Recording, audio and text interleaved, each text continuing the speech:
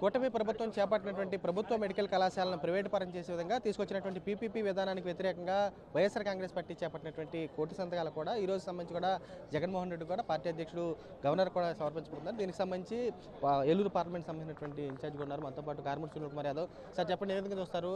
ప్రజలు కూడా తమ సంతకాలతో ఇప్పటికే చెప్పారు క్లారిటీగా ప్రభుత్వ ఆధీనంలోనే మెడికల్ కళాశాలలు కొనసాగాలని చెప్పారు. అయినా కానీ చూస్తే కనుక కూటమి పార్టీ నేతలు విమర్శలు చేస్తున్నారు. క్షేత్రస్థాయిలో ఈ కోటి సంతకాలు కాదు, ఆల్రెడీ జనాభాకు సంబంధించిన లిస్టు పెట్టేసుకుని ఇష్టం వచ్చినట్టు గీతలు రాశారని చెప్పి విమర్శలు చేస్తున్నారు. ఏం చూస్తారు? ఈరోజు ఏదైతే టీడీపీ నాయకులు చెప్తున్నారో ఇది చాలా హాస్యాస్పదం. మా నాయకులు గడపడ తిరిగి వీడియోలతో సహా ఫోటోలతో సహా ఉన్నాయి, వాళ్ళకి అయినా కనపట్లేదు. అధికారం మదం ఎక్కి కనపట్లేదు. ముఖ్యంగా చింతనవేణి గారికి ఆయన కాన్స్టిట్యున్సీలో ఆయన మట్టి దందాలు, ప్రతి చిన్న చిన్న దందాలు చేసుకునే పనిలో బిజీగా ఉన్నారు తప్ప ప్రజలకు మాత్రం ఎటువంటి మంచి చేసే విధంగా లేదు. తెలుగుదేశం పార్టీ వైఫల్యాలు కప్పిపుచ్చుకోవడానికి, కవర్ చేసుకోవడానికి ఏదో నోటుకొచ్చింది మాట్లాడుతున్నారు తప్ప ఈరోజు మా కార్యకర్తలు, మా నాయకులు గ్రౌండ్ లెవెల్లో తిరిగారు కాబట్టి మాకు తెలుసు. మీకు దమ్ముంటే, మీకు ధైర్యం ఉంటే మీరు సంతకాలు సేకరించండి. ఈ పీపీపీకి వ్యతిరేకంగా మీరు సంతకాలు సేకరించి చూపించండి మాకు దమ్ముంటే.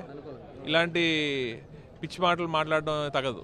సార్, ప్రధానంగా క్షేత్రస్థాయిలో చూసింటారు ప్రజల నుంచి కానీ పేద విద్యార్థులకు వైద్య విద్యను దూరం చేయొద్దు, పేదలకు వైద్యాన్ని దూరం చేయొద్దు అని చెప్పి ప్రజల నుంచి వచ్చినట్టు స్పందన ప్రత్యేకంగా కొంతమంది టీడీపీ నాయకులు కూడా పెట్టారు సంతకాలు. అయినా కానీ బుద్ధి రావట్లేదు వాళ్ళకి. ఈరోజు 40 ఏళ్ళ ఇండస్ట్రీ అని చెప్పుకునే చంద్రబాబు నాయుడు గారు నిస్సిగ్గుగా మాట్లాడుతున్నారు. గవర్నమెంటే డబ్బులు ఇస్తుంది, గవర్నమెంటే అన్నీ చేస్తుంది, కేవలం మెయింటైన్డ్ బై ఎవరో పేరు రాసి ఉంటుంది. అంటే ఈ ప్రభుత్వం అంత చేతకాని ప్రభుత్వమా? ఒక హాస్పిటల్ కూడా మెయింటైన్ చేయలేకపోయే పరిస్థితిలో ఉందా? అంటే ప్రైవేట్ వాళ్ళకి ఇచ్చి మెయింటెనెన్స్ చేయించుకునేంత దుస్థితిలో ఉందా? అంటే ఇంకెందుకు మీరు ఇంకా చీఫ్ మినిస్టర్ పోస్ట్లో కూడా ఎవరో ఏఐఏ అంటారు కదా, ఒక ఏఐని పెట్టేయండి ఇంకా చీఫ్ మినిస్టర్ పోస్ట్లో. మీరేందుకు చంద్రబాబు నాయుడు గారు?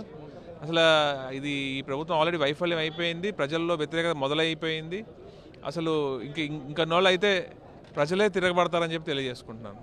ఇంత 18 నెలల్లోనే ఎంత వ్యతిరేకత చూసినటువంటి ప్రభుత్వం ఎప్పుడైనా చూశారు మీరు? అస్సలు ఇదే ఈ ప్రభుత్వం అసలు సూపర్ 6 అన్నారు కానీ ఏ ఒక్కటి కూడా ఇవ్వలేదు.